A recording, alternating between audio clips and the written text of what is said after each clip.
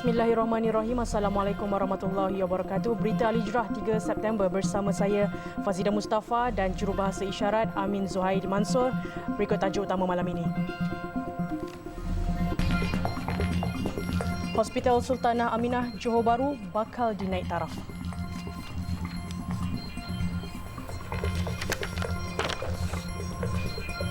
Juga beras import lebih mahal, pengguna beralih kepada beras tempatan.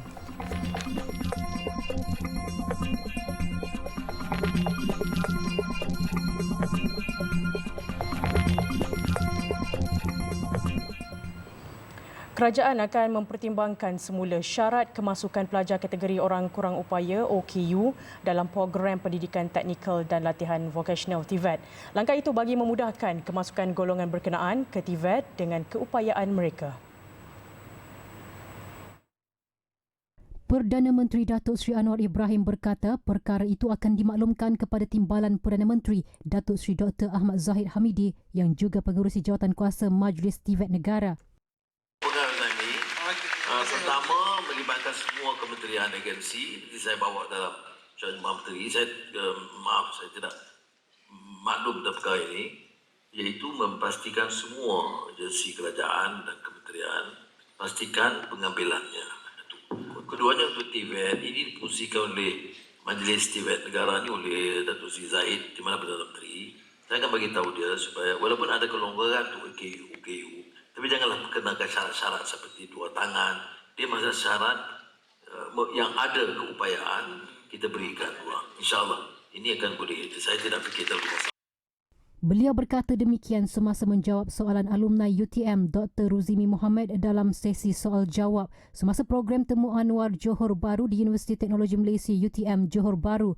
Dr. Ruzimi dalam soalannya memaklumkan kekangan yang dihadapi pelajar OKU dalam permohonan program TVET yang meminta syarat perlu kedua tangan sedangkan ada OKU yang boleh melukis dan menulis menggunakan kaki dan mulut.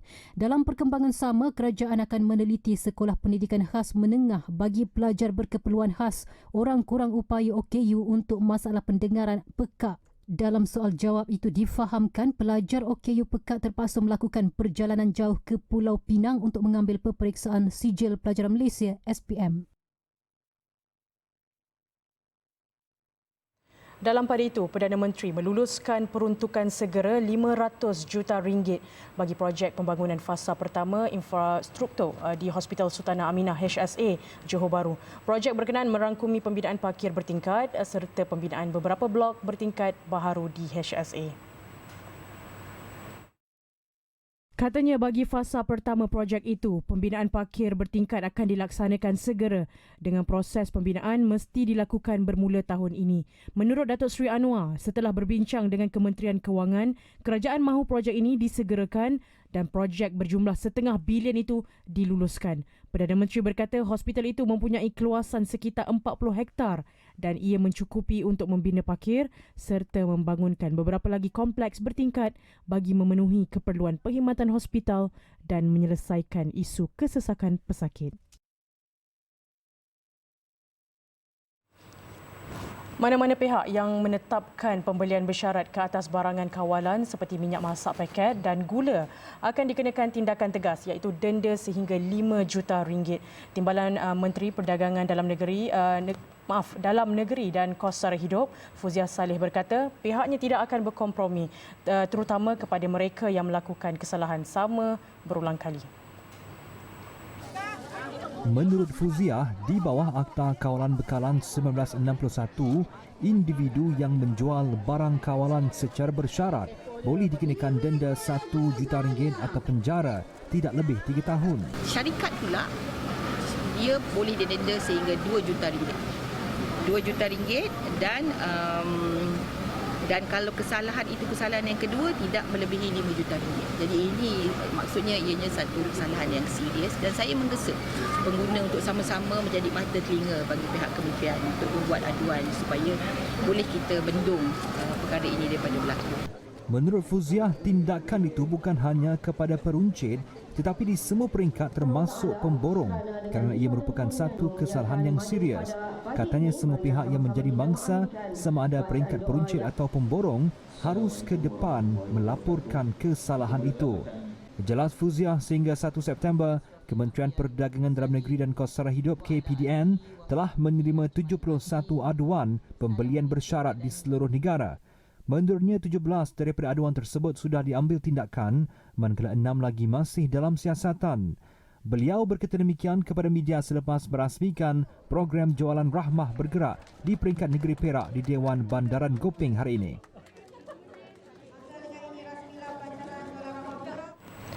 Stok beras tempatan ada tapi cepat habis. Itu situasi yang digambarkan oleh pengguna berikutan kenaikan harga beras putih import berkuat kuasa 1 September lepas.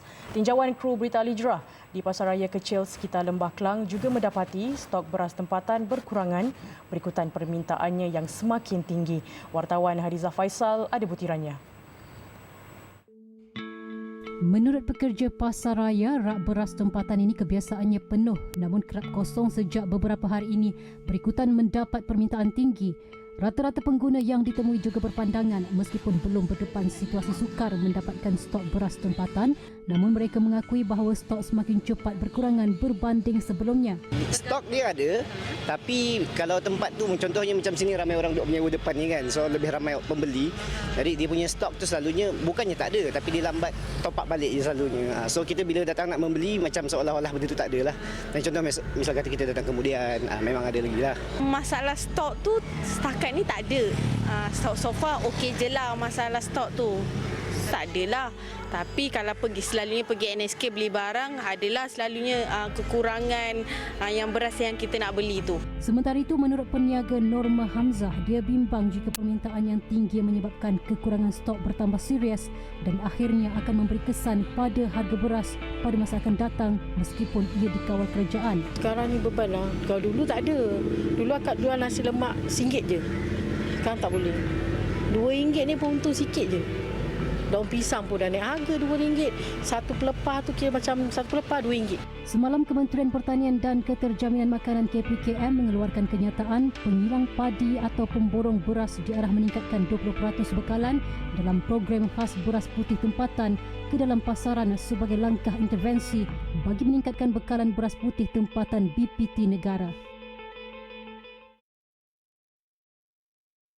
Dalam pada itu, Kementerian Pertanian dan Keterjaminan Makanan KPKM akan mengadakan pertemuan dengan Padi Beras Nasional Berhad, Bernas dan Pesawah Khamis ini bagi membincangkan berkaitan bekalan beras tempatan negara.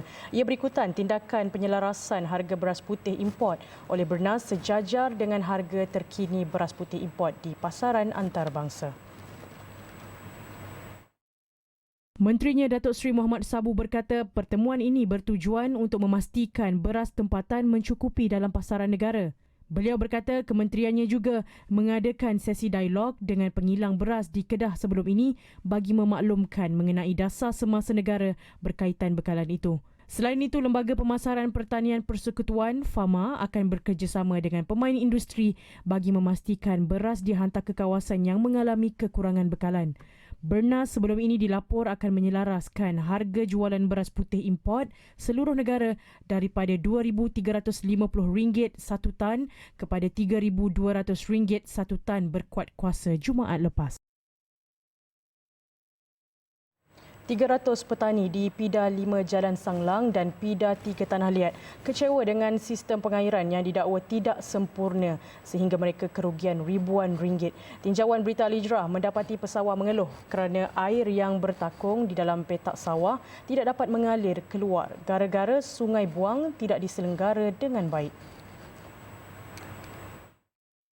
Menurut petani Syahidan Saad, 61 tahun, projek pembangunan sistem pengairan tersia di bawah program pemacu pertanian PPP kawasan Lembaga Kemajuan Pertanian Muda MADA Wilayah 1 MADA Kedah Perlis bermula 16 Mac 2021 sepatutnya siap pada 13 Mac 2023. Namun sehingga kini ia terbengkalai dan tali air yang menjadi tempat saliran air cetek.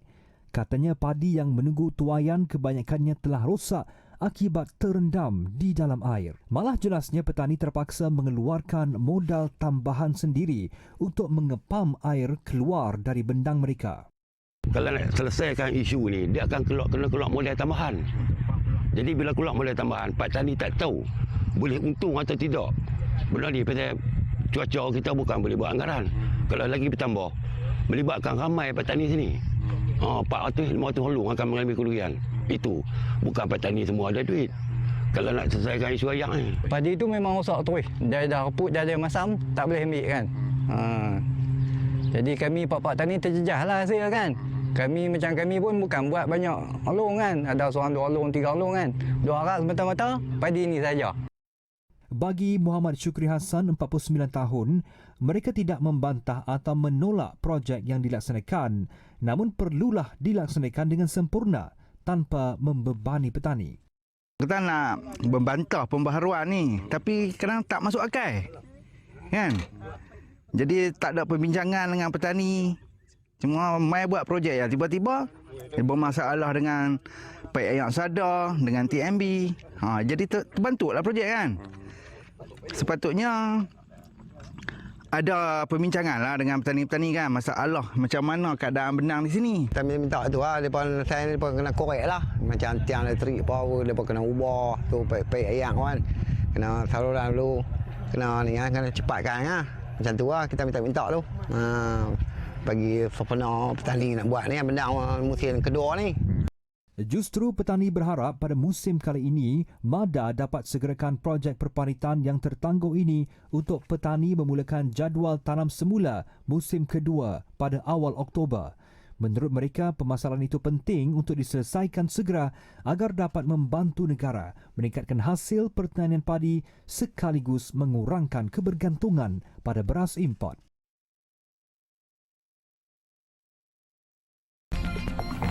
Baik, kita berehat seketika. Selepas ini, APM Kedah keluar senarai kawasan berisiko kepala air.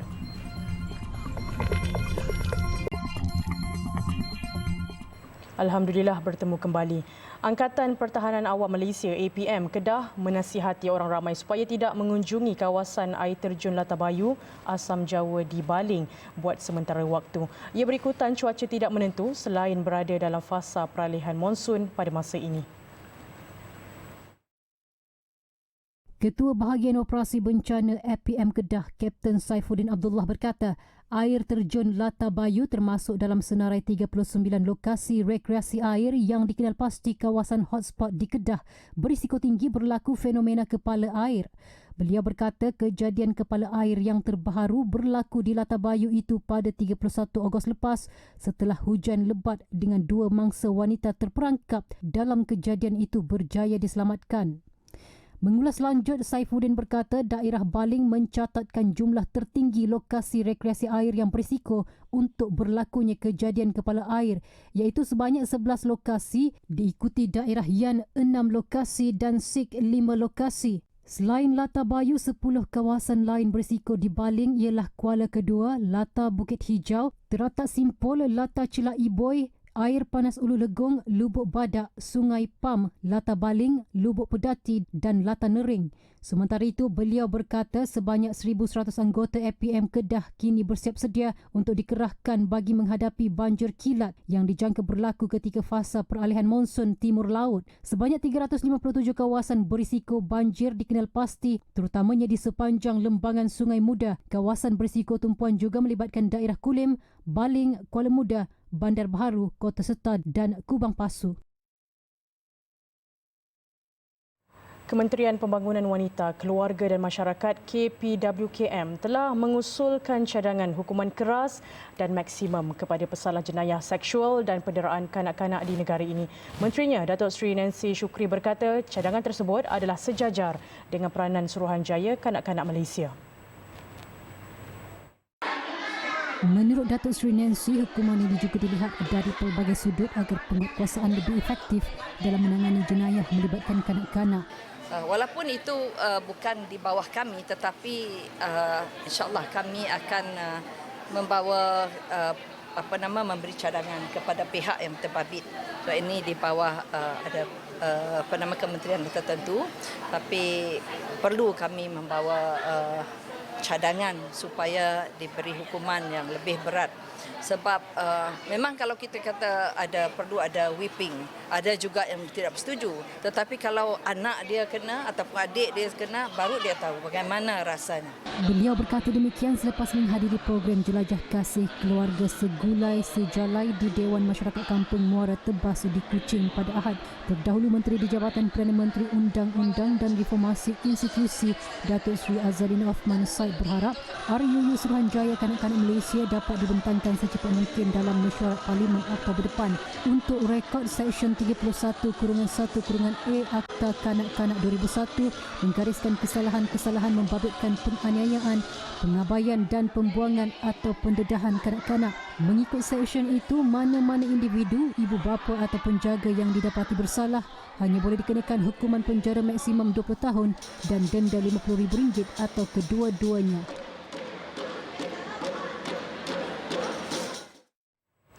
Jangan sesekali mempermainkan lafaz taklid kerana ia menjatuhkan nilai sesebuah ikatan rumah tangga yang suci.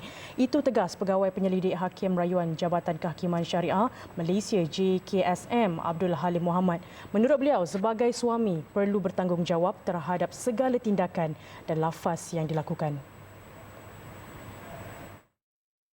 Menurut beliau lagi, perkara itu tidak boleh dibawa gurau atau dipermainkan kerana setiap lafaz taklid yang dinyatakan tidak boleh ditarik kembali. Justru dalam hal taklid ini, jumhur ulama telah bersepakat bahawa talak taklid ini tidak boleh dipermainkan kerana implikasinya tidak boleh ditarik balik dan ataupun dibatalkan. Tambah beliau, perkara itu mempunyai kesan dari segi hukum syarak dan boleh terjatuh talak dan perlu ke mahkamah syariah untuk menentukan sama ada terjatuh talak atau tidak atas lafaz yang dilakukan. Di negara kita, peruntukan undang-undang di bawah Akta ataupun enactment undang-undang Islam jelas memperuntukkan sesuatu lafaz taklid yang berlaku perlu dibuat pengesahan di mahkamah syariah. Maka menjadi tanggungjawab pasangan suami atau isteri yang terlibat untuk memfailkan permohonan pengesahan lafaz cerai taklid di Mahkamah Rendah Syariah Berdekatan bagi menentukan sesuatu lafaz tersebut adalah sah ataupun sebaliknya. Sebelum ini, seorang pengguna media sosial didakwa berkongsi bahawa dia akan menceraikan isterinya dengan talak 3 jika Perdana Menteri ke-10 dan Kerajaan Perpaduan masih bertahan sehingga bulan Ogos 2023.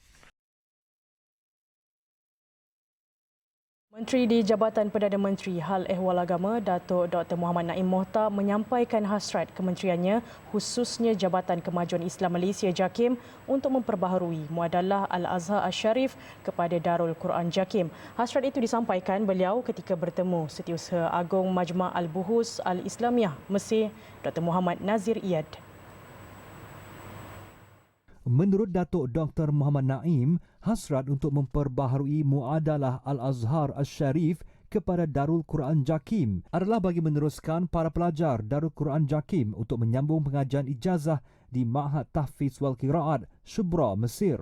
Pada masa sama, perbincangan juga diadakan untuk menambah bilangan pensyarah bahasa Arab untuk dihantar ke JAKIM bagi memperkukuh penguasaan bahasa Arab khususnya dalam kalangan pelajar Darul Quran JAKIM. Ujar beliau, pemerkasaan pengajian tahfiz menjadi keutamaan kerajaan, khususnya Jabatan Perdana Menteri Hal Ehwal Agama. Graduan tahfiz katanya adalah aset negara yang diharap dapat membimbing masyarakat untuk menghayati Al-Quran sekaligus membentuk masyarakat madani. Datuk Dr. Muhammad Naim ketika ini berada di Mesir bagi lawatan kerja rasmi bermula 2 hingga 5 September 2023 bagi memperkukuh hubungan kerjasama hal ehwal Islam antara kedua-dua negara. Remaja lelaki yang terlibat dalam kemalangan jalan raya yang mengorbankan 6 ahli keluarganya di kilometer 5 Jalan Segamat Kuantan semalam masih dirawat di unit rawatan rapi ICU Hospital Segamat. Memetik bernama Pengerusi Jawatan Kuasa Kesihatan dan Perpaduan Negeri Johor, Ling Tian Sun, turut menafikan laporan sebuah akhbar yang mangsa Abdullah Amiruddin, 15 tahun, telah meninggal dunia. Beliau berkata mangsa berkenaan masih berada dalam rawatan namun dia kini ditidurkan. Beliau juga meminta orang ramai agar tidak menyebarkan apa-apa maklumat yang belum dikenal pasti atau gambar mengenai kes atau mangsa tersebut kerana ia akan menyedihkan keluarga mangsa. Terdahulu, kemalangan berkenaan telah mengorbankan bapa dan ibu mangsa iaitu Amiruddin Ismail 46 tahun dan Norahimah Nur Muhammad 43 tahun. Turut maut 4 lagi adik-beradik mangsa, Fatimatul Zahra 17 tahun, Seri Khadijah Akilah 13 tahun, Rufaidatul Asyariah 10 tahun dan Muhammad Asyakrawi 5 tahun setelah kereta Prodwa Alza yang mereka naiki bertembung dengan sebuah lori.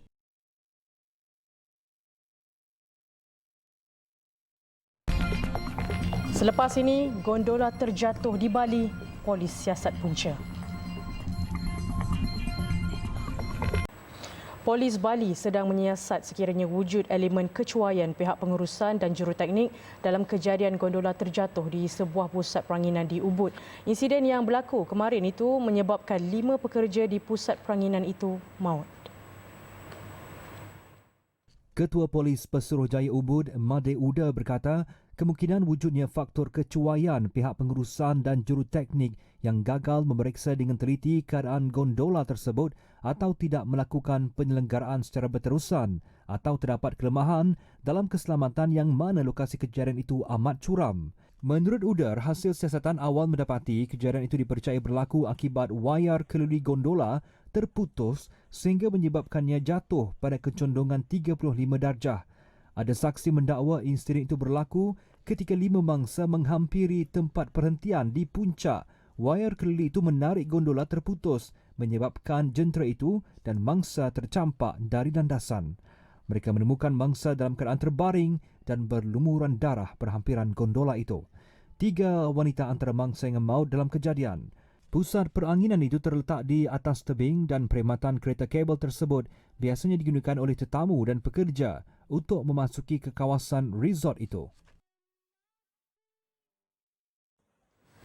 Biro Cuaca Pusat CWB Taiwan mengeluarkan amaran di darat dan laut berhubung taufan Haikui yang dijangka mendarat di pantai tenggara pulau itu. Taufan itu bergerak ke arah barat dengan kelajuan 14 km sejam dengan tiupan angin sehingga 55 meter.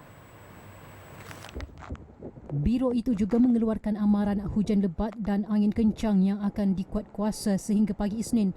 Hujan lebat boleh mencetuskan banjir kilat dan tanah runtuh. Pihak berkuasa memindahkan hampir 3,000 penduduk dari kawasan yang diancam taufan. Lebih 200 penerbangan domestik terpaksa dibatalkan. Tentera dikerahkan menggunakan aset mereka seperti kenderaan amfibia dan bot getah bagi tujuan memindah dan menyelamatkan mangsa.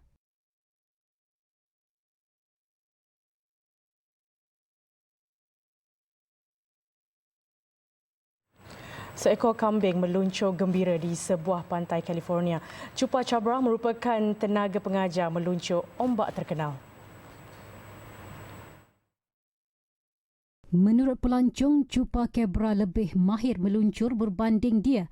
Malah haiwan tersebut lebih berkeyakinan berbeza dengan stigma kambing takut air. Dan kambing tersebut kelihatan seperti peluncur ombak profesional apabila berdiri dengan kukuh sambil melayan alunan ombak yang menghempas. Di Pismo Beach, Chupa Cabra dikenali sebagai Godfather kerana ia meluncur lebih hebat daripada kambing-kambing lain walaupun tubuhnya lebih kecil berbanding haiwan sejenisnya.